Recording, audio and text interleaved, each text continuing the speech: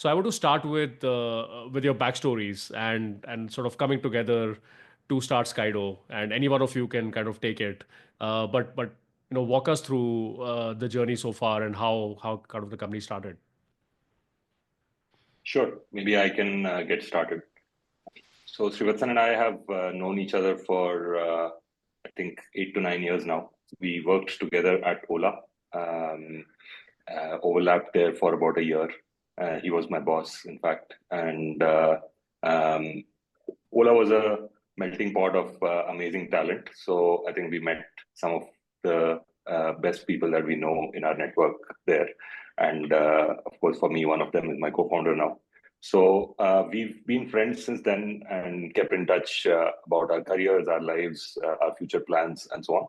But the idea of starting up together never occurred to us till 2021 mid, when I think we were both just catching up after one of the waves of COVID, and when we had some time, and the world was opening up and so on, and we were exchanging notes about what do we want to do in the future, and that's when it occurred that both of us have very similar plans for the future. So it makes a lot of sense to come together and start a company.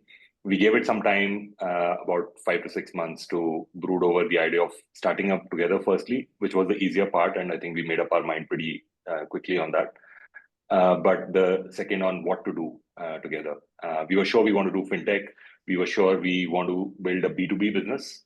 And there were a few more such tenets that we were overlapping on. But within that, we went through a few ideas and eventually settled down on this one. Cross-border payments has been, of course, very, very broken and very huge market over the last many decades.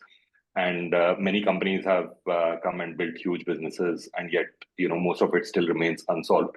So it seemed like an ocean of opportunity, and at the same time, something challenging enough so that, you need a good team, you need a very disciplined way of building the business and so on. And that seemed to suit Srivatsan's and my style. So my journey across a few companies after I left Ola has been, I've mostly been leading product in different companies. And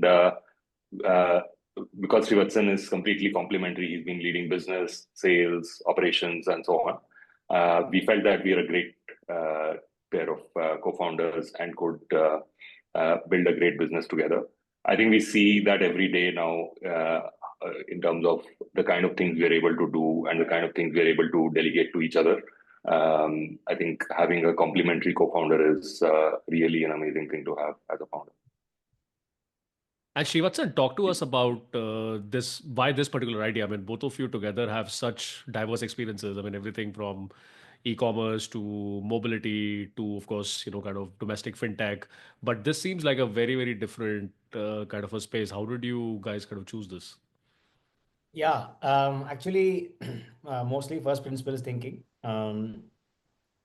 We were clear to be in fintech. We were generally long on fintech, saying there's lots more demand than supply in all parts of fintech, be it lending or payments or wealth management, any part of fintech. I felt like India is long on demand, long on fintech. There is more demand than currently there is supply. But within that, we were deliberating a lot on what kind of business we wanted to build, and we felt like a recurring business would be great, recurring revenue business. um, I have always been biased towards software type of businesses for a long time, ever since I came into Ola, and have been always tinkering with some idea or the other in my mind. So initially, for example, it was around office automation through HR tech and other things. Those kind of ideas were interesting to me.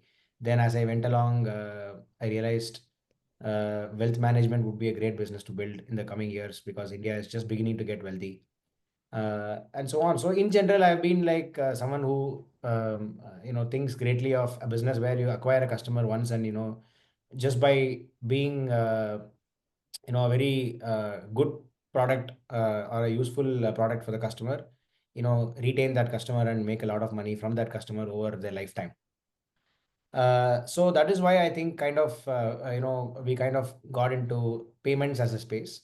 Movin was also already in payments at PhonePe. So he was able to, testify to the fact that it's actually a difficult business to build. So therefore, once you kind of cross the initial hump, then, you will be in a rarefied competitive space rather than, everybody jumping in. It had regulatory moats. It had technology challenges, and it also had the ability for a small company to actually compete with the big boys.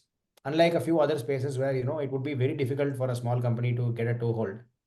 Uh, so somehow all of this appealed to us. So payments was something that we naturally kind of got drawn to.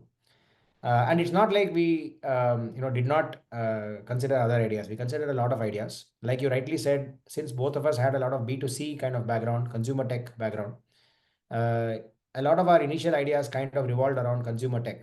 We were definitely enthused by the growing Indian middle class, the growing Indian affluence, and therefore, the propensity for them to spend on things online. So we continue to be very bullish on e-commerce, how it will grow and so on. So a lot of our initial ideas was around, can we be somehow a part of this growth, right? And I think that's been the theme really, payments and can we be a part of India's growth story. But within that, then, we kind of slowly and steadily gravitated towards, exports and imports, partly aided by my own experience as an exporter for many years in my family-owned business, and partly because we felt like domestic payments is kind of already, very, well competed, not necessarily entirely served. There are still a lot of spaces there, I think, which can, emerge. For example, B2B domestic payments. But we felt like it is well competed. There are lots of, smart companies building, and some have reached a very large scale. Whereas international payments were still very, very early on in the modernization journey.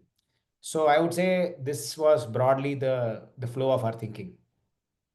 Yeah, and my observation has been that that actually both of you were ahead of the curve.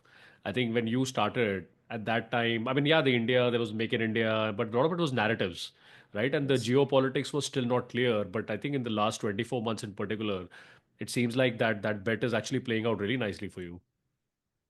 Yeah, that's true. It's still early days, but I can see the momentum, and I can see India now being part of global conversations, which was not the case maybe even a decade back